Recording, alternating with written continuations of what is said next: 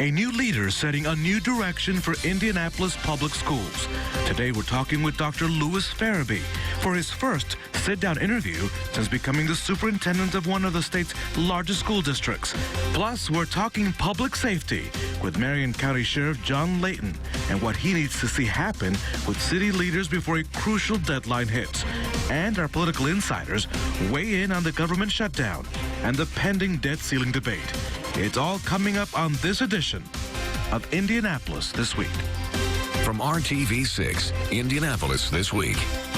Welcome to Indianapolis This Week. I'm Rafael Sanchez. IPS has a new superintendent, and he's here. Dr. Louis Ferebee holds a doctorate in education and comes to Indianapolis from Durham Public Schools in North Carolina, where he served as chief of staff. Dr. Ferebee, welcome to the program. You have a track record of making tough decisions when you worked in North Carolina while preserving everything that was good in the classroom. Will you continue that philosophy here in Indianapolis? Absolutely. I believe when you're in leadership, tough decisions are made for you. I believe the key is making informed decisions. And so you'll note in my entry plan, I spent a lot of time information gathering, hearing from my stakeholders. Effective leaders understand informed decisions must be made to be effective. You talk about this entry plan. The entry plan is your 100-day vision, what you hope to accomplish between now and February the 28th. How will that plan help you determine some of the pressing issues that you're facing right now? A deficit and also student achievement. ISTEP scores did go up a little bit, but you still lag behind other state schools. I carefully and thoughtfully develop my entry plan. So I address several of the areas that you just described. For example, I have 5 objectives in my entry plan, and many of the objectives address some of the issues just raised. For example, one of the areas I'll be looking at is our instructional program and where we can improve there. Also looking at our organizational structure and where we can find efficiencies there. So I'm well aware of what our challenges are, and I believe my plan is designed to meet those challenges and develop solutions. Going back to being someone who made tough decisions in Durham, while you were there, 2 schools were closed. You also dealt with a multi-million-dollar deficit. I believe it was $70 million. What will you do in Indianapolis? I know that you're still on the listening tour, but is everything up for grabs? I mean, should folks know that you're going to look at everything from top to bottom? As I said earlier, easy decisions are not before you when you're in leadership. And so I understand some of the tough decisions before me have already been made. But as I said earlier, making informed decisions is important. So, for example, 90% of our budget is in personnel. I understand that either we're going to have more revenue or we're going to have to reduce our personnel, which is why in my entry plan I outlined, as I said earlier, a process to assess our current efficiencies that we have with personnel and look how we can have some cost savings there. But it won't be a 1 + 1 = 2 solution. You're also going to invite some groups in. You're inviting the Chamber of Commerce to come in and to review operations. You're also going to have local and national experts come in to look at the system, from top to bottom. What can people expect? Because when they hear that the Chamber of Commerce is coming in, that you're inviting these experts, people start fearing about their jobs, and they fear the possibility of change. Well, much like we want our students to be global, have a global awareness and be globally competitive, I believe that you just can't have a view from your backyard. You have to have a very wide view. And so I've asked national experts to come in and give us feedback on our operations, our instructional program. We have here locally our Chamber of Commerce who will provide a report as well. And I will be triangulating the information that I gather, what I hear from the Chamber and also the field experts, and use that information as a foundation for a strategic planning process. We just talked about the ISTEP scores. They officially came out just a few weeks ago. It showed that across the board you saw an uptick for all your students in IPS, but still you are so far behind. How concerned are you about that? Because I know when it comes to student achievement, that is your job to increase achievement, but how concerned are you about the current status of what's happening in the classroom? I'm very concerned, but as I said earlier to the media, I'm not just concerned concerned about getting our students to proficiency on state tests. We have students that are on grade level or above grade level that want to grow as well. So I'm concerned about our students that are not proficient on our state tests, but also the students that are above grade level. I want them to have a rigorous experience each day in IPS. You have these teams coming in. How transparent will those reports be from the Chamber of Commerce, from these local and national experts? They'll be coming around the buildings and looking at operations. Will you be publishing, will you be making all those reports to the public? Absolutely. I believe I've set the tone for transparency and my leadership style. I've put out very publicly what my plan is, what my actions are, and I've done that without, assessing talent. And so if there's a misstep, people will know. But I think it's important for everyone to understand my style, what I expect, and what I'll be doing my first 100 days. I've outlined day by day my experience. And so the community, the public has an opportunity to track what I'm doing, and they'll know whether I'm on track or off track. You are an open book because you have a record. So for folks watching you right now who may be concerned that you're inviting these groups, that you're going to possibly change things, what can they expect from you moving forward? They can expect for me to honor my word and my actions. And so I put out what I'm going to do, and I will honor that. And if something's off track, I'll be very transparent about that and tell the community why and give them information on what we're doing to get back on track. And that will be my practice throughout my tenure here in Indianapolis Public Schools. How will you reach out to the parents? Because they are a major stakeholder. Either they get the kids to school or they don't. Absolutely. The parents are critical. I want to hear our parents' voice. We have to make our schools attractive to our families, and I believe our parents have a critical voice there in helping us determine what's attractive.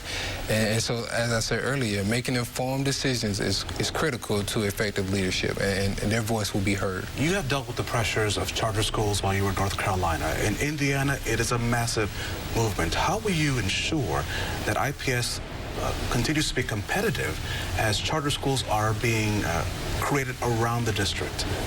Well, I think we can learn a lot from our charter schools. Or we have successful schools in Indianapolis Public Schools, and there's successful charters. And so I'll be looking to build on the successes we've had here and what we can learn from our charter schools as well. But as I said earlier, our schools have to be competitive, and to be competitive, we must know what's attractive to our families to ensure that they're receiving the product that they need and want from us. And also, we have to be very innovative. We have to continue to sharpen our competitive edge as it relates to innovation practices across the district. Will we see you, the legislature, asking for more funding, or is that too soon to do that for you? I think it's too soon. I need more time to assess, our revenue, how are we utilizing our resources, and from there, I'll come back with asks if I have asks. Your vision, your plan, 100 days comes up on February the 28th. How accountable should we hold you to that plan? Well, you should hold me to my word. I've outlined my word, and I've outlined my actions, and people should hold me accountable to that. Well, we'll hope to see you on February the 28th. It's also a Friday when we tape, so we'll invite you back to come back and talk about those 100 days. I'll be glad to come back on my next visit and talk about my progress. Though I have a feeling that I'll probably see you before then. Absolutely. All right, Dr. Ferebee, thank you so much. The Department of Public Safety is facing some serious budget issues. Now, the deadline to solve these problems with city leaders is getting closer. After the break, we're talking with Marion County Sheriff John Layton. Welcome back to Indianapolis this week. It's time to talk public safety and the fight to get more officers on the streets of Marion County. Joining us now is the Marion County Sheriff, John Layton. Sheriff Layton was elected to his position in 2010 and oversees 750 sworn deputies along with 300 civilian employees in the department. What is the future of policing in Marion County, considering that no one appears to have money to pay for more officers? Well, actually, the way to look at this is it's not always about money.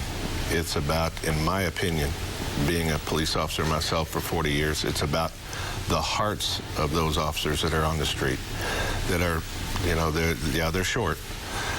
But you can bet that whether they're in a blue uniform, a brown uniform, or a green uniform, they're going to take care of the people because that's what they swore to do.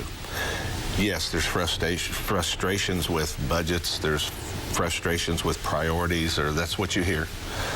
But even back during the merge of the two departments, part of the sheriff's office with IPD, no one was looking at what I knew was the most important thing, and that's the heart of the police officer and how they feel about the whole thing. But you're seeing it now. These police officers that are out there, even though they're shorthanded, they work so hard day in and day out and literally, obviously, give their lives for what they believe in.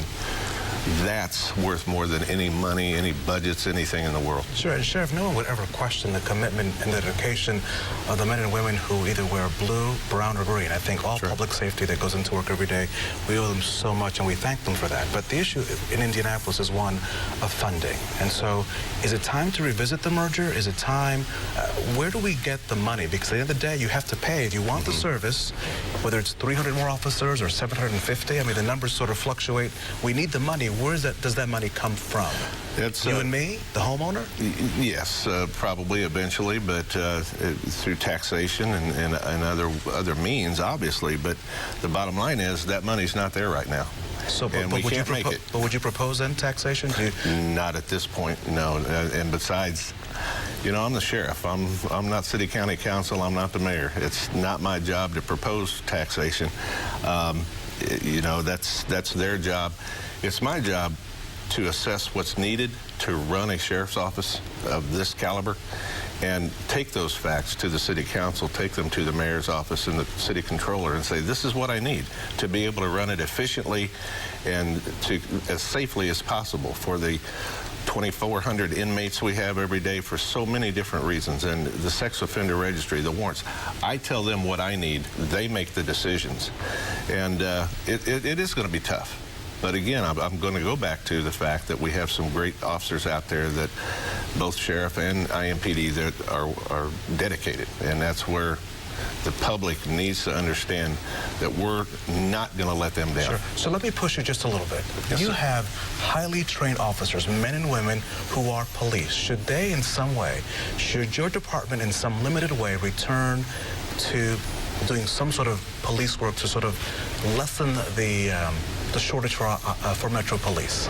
I mean, you already have them. They're trained. They're police officers. Should we in some way tinker with that merger?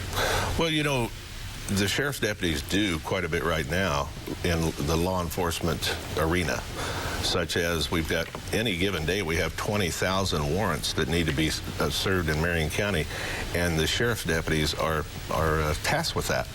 Now, they prioritize those warrants. They go after the worst of the worst and go after a lot of fugitives. But they're already out there taking people off the street.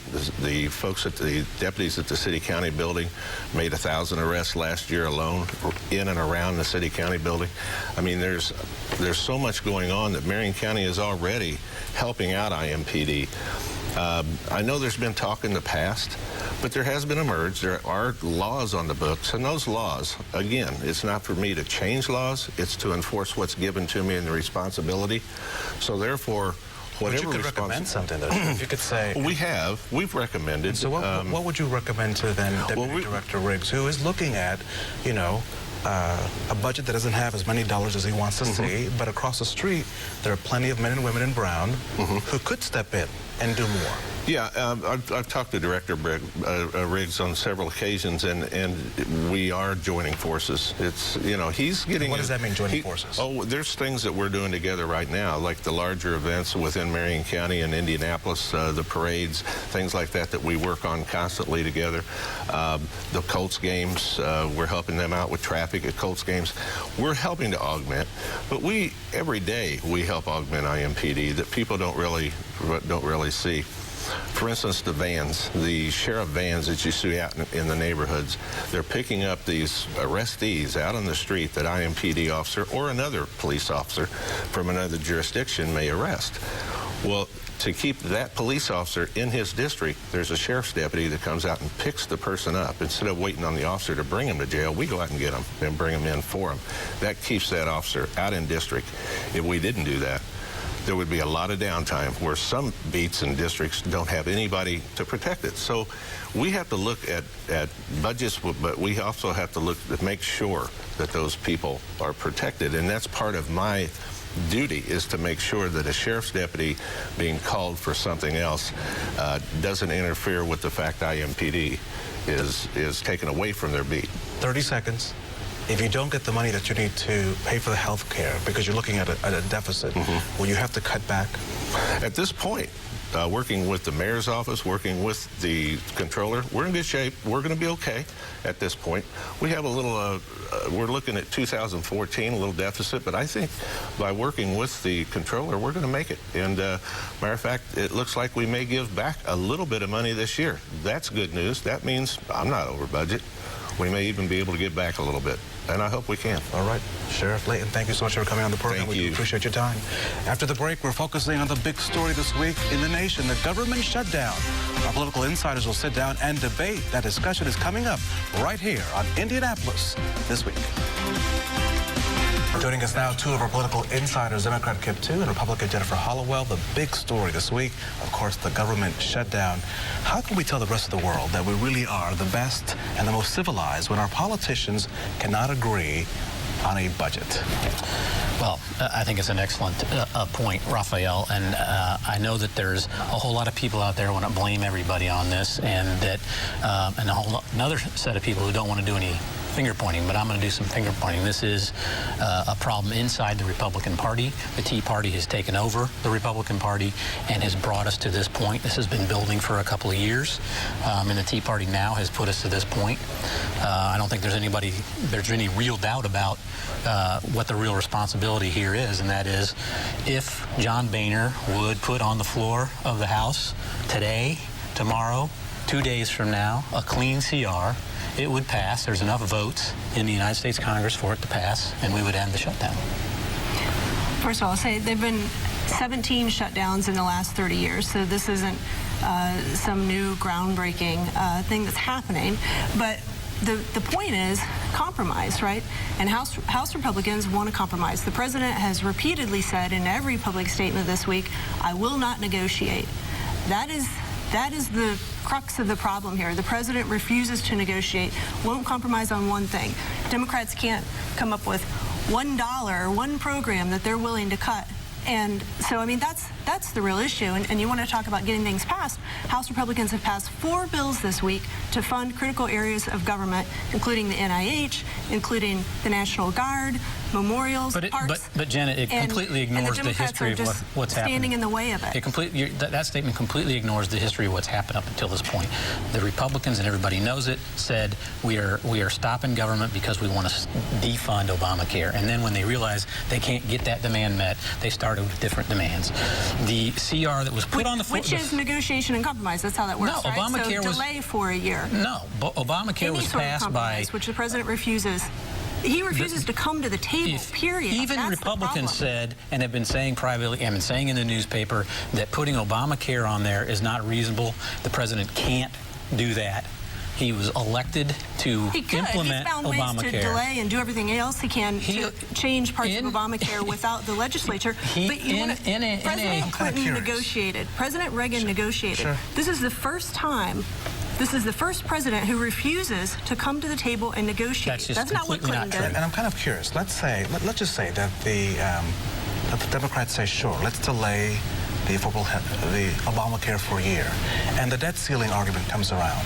Would the Republican Party then, if the Democrats attached gun control or immigration to that bill, would you then say, sure, we will vote then for immigration or we'll vote for gun control? It just seems that we're attaching items to a bill that are not germane to the issue. So would the Republicans then say, sure, to the debt ceiling debate, let's add immigration, we'll pass immigration, or we'll pass gun control legislation?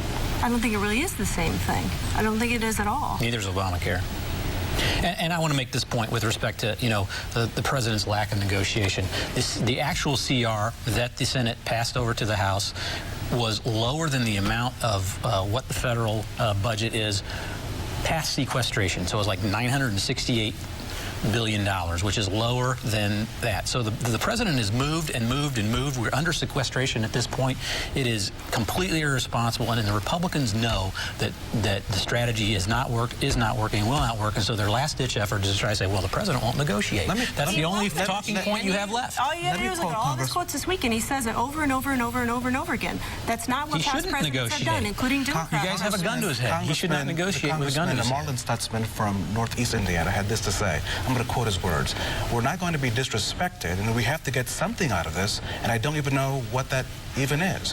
Now, Congressman Stutzman has been on this program. I know that he's a very intelligent man, but why would he say that? We're hearing that from all sides, not only Republicans but from Democrats, that someone has to win. But don't we all lose? If everyone is wanting to win, don't we all lose in this argument? Well, Congressman Stutzman walked that back. So, I mean, at least he had I think he had the smarts to walk it back. Some Democrats who've made somewhat silly statements. I've made dumb statements in my life. The White House today said, we don't care how long this goes on because we're winning. Yes. Do we all lose? Yes, when anybody, because there was an anonymous person at the White House who said something almost as stupid. And I think Marion Stutzman admitted what he said was not very bright. He walked it back. The problem is people like Todd Rokita who refused to walk back idiotic comments, and when he says I'm taking my pay and I don't care and those types of things, I mean, that's not helpful. The Todd Rokitas of the world are what the real problem is. The Tea Party folks who are not living in the rational-based world are pushing this Congress completely off kilter. You get the last word. The point is that Republicans want to negotiate, they want compromise, and they're open to that, which is essentially what that statement was about. And if you look at Harry Reid and his comments to a CNN reporter yesterday, he said the question was, the House has passed a bill to fund the NIH to help kids for cancer treatments. Why not just pass that bill? And he said, why would we want to do that? They don't want to do anything. They want to make the pain harder to keep it going. Would you not agree? I mean, can we all agree on this Sunday that a lot of folks are saying dumb things? Yes, they are, but I mean... On both sides. On both sides. Yes, they are, but I mean, NIH, these guys, you know, want to cut it by 20%, and they continue to talk. I'm going to cut you off. I'm sorry, because our conversation will continue on Twitter. You're watching Indianapolis This Week. You can watch a rebroadcast of this program on our website, theindychannel.com. Thanks for joining us. I'm Rafael Sanchez. Have a great Sunday. We hope to see you next week, right here in Indianapolis This Week.